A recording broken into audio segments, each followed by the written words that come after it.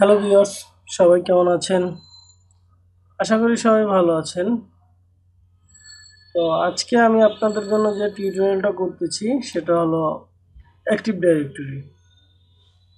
Windows server 2012 এর মধ্যে আপনি কিভাবে অ্যাক্টিভ ডিরেক্টরি ইনস্টল করবেন সেই জিনিসটা আজকে আমি আপনাদের দেখাবো।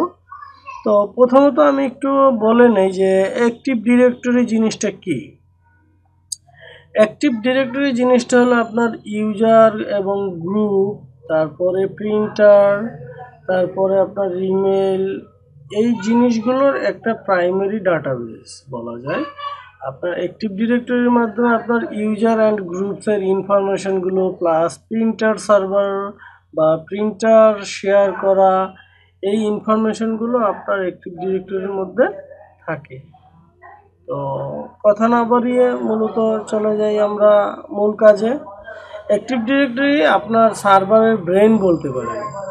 তো প্রথমত আমরা যেটা করব সেটা হলো এই আপনি যখন সার্ভার ওপেন করবেন, প্রথমত সার্ভার ওপেন করলে সাথে সাথে আপনার এই জিনিসটা চলে আসে, এই যে সার্ভার ম্যানেজার যে অপশনটা, এটা চলে আসে।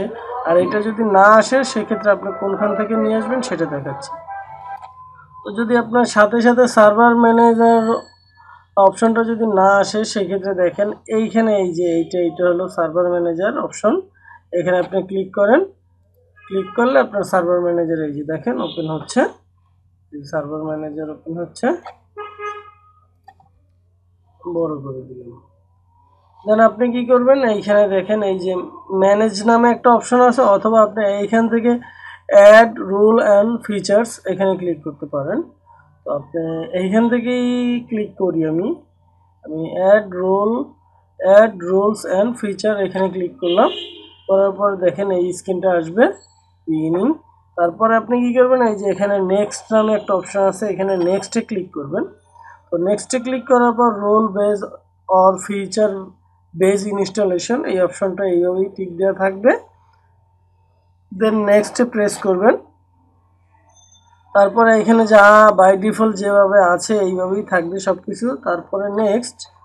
দেন এখান থেকে আপনাকে কি করতে হবে, এখানে দেখেন এইখানে এই যে অ্যাক্টিভ ডিরেক্টরি ডোমেন সার্ভিসেস, এইটাকে টিক দিয়ে দিতে হবে। টিক দেওয়ার পর এই অপশনটা আসবে, এখানে add role and feature wizard নামে এই এই অপশনটা আসবে। এখানে আসার সাথে সাথে আপনি এইখানে দেখেন এইখানে অ্যাড ফিচারে ক্লিক করবেন।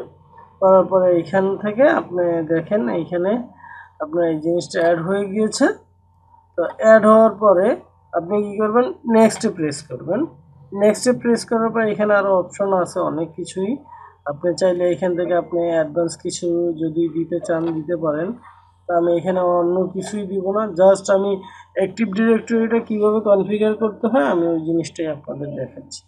দেন নেক্সটে প্রেস করতেছি, দেন আবার নেক্সট, দেন ফাইনালি আপনাকে কি করতে হবে, ইনস্টলেশন। বাট এইখানে দেখেন একটা অপশন আছে যে restart the destination server automatically if required. যদি আপনার ডেস্টিনেশন সার্ভারটা যদি রিকোয়ার হয় তাহলে আপনার অটোমেটিকলি রিস্টার্ট নেবে, এই জন্য এখানে এই টিকটা দিয়ে দিতে বলতেছে। তো আমি এই টিকটা দিয়ে দিলাম। If A restart in require this server restart automatically without additional notification. Do you want to allow automatically restart? মানে এই জিনিসটা বলতে হচ্ছে আপনি কি এটা অটোমেটিকলি রিস্টার্টটা অ্যালাউ করতেছেন কিনা, এগ্রি মানে রাজি আছেন কিনা। যদি রাজি থাকেন তাহলে ইয়েস দেন,